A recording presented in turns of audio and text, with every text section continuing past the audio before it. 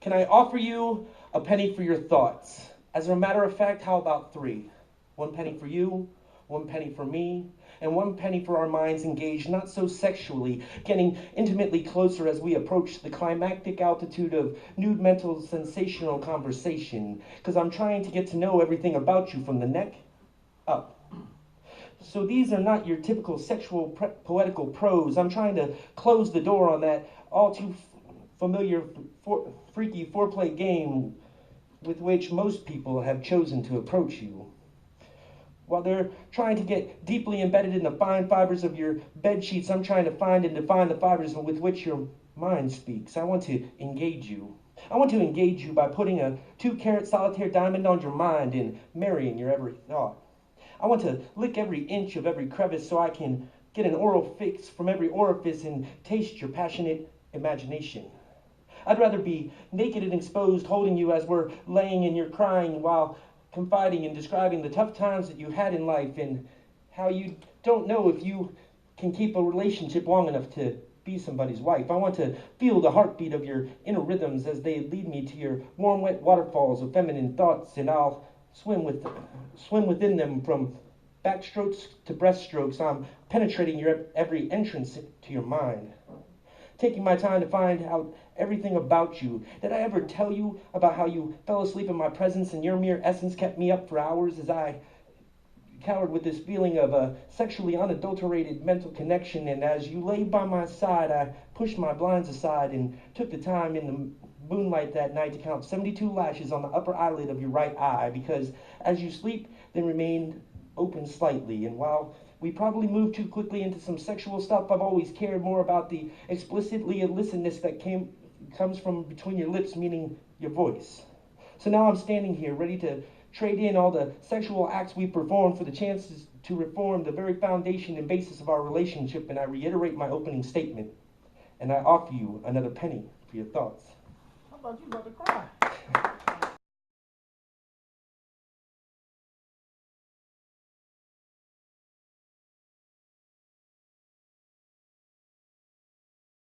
I mistook a garbage truck for thunder. The morning after the first night we made love, I dreamt thunder was chasing rain through your neighborhood, flooding the streets and keeping the two of us inside for days or even weeks, until some old prophet could drop by in an ark to take us and the rest of the paired up animals to a very high place, or an island maybe, where we could sleep naked for a living. But the thunder was a garbage truck, and when my eyes woke up, a note on your pillow said, "Good morning, Sparkle Boy. I'll be back around noon. You make yourself at home." And so I did. Maybe. I'm saying maybe I put on your slippers, which were as comfortable as bunnies because they were bunnies, and then shuffled across my new favorite hardwood floor to the bathroom, where maybe I took a bubble bath, which is not something I could do at my place because, frankly, my tub is way too skanky to ever sit my bare ass down in. And then maybe I got so caught up in the romance of the suds, I started quoting old Latin poetry from my college days, like "Fosse recondum candidi tibi solus," you know, "Verily a bright sun doth favor me this morning, motherfucker." And then maybe I played with myself. And it's not what you think.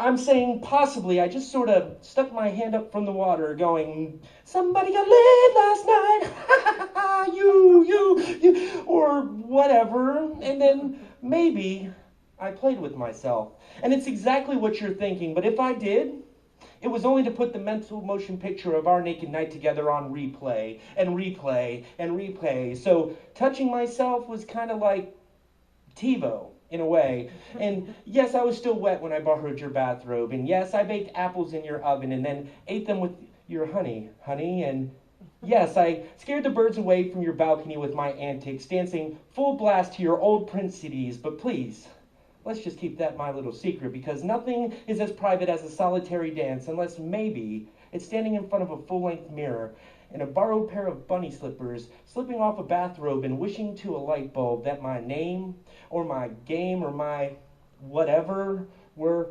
bigger, wondering what kind of woman wants this skinny kid for her warrior. And so I made for you a kite, enormous, out of coat hangers, brown paper bags, and that masking tape from the drawer in your kitchen. And I hung it in the hallway where you couldn't hardly miss it, and I tagged that kite with my words. I wrote, "Just so you know, My weird mind wanders and my brave heart breaks. I've nailed some milestones, but I've made mistakes because I've got more faults than a map of California earthquakes. I'm taking a nap beneath your covers. Wake me if you like me. Wake me if you want me. Wake me if you need another poem. Your once and future lover has made himself at home.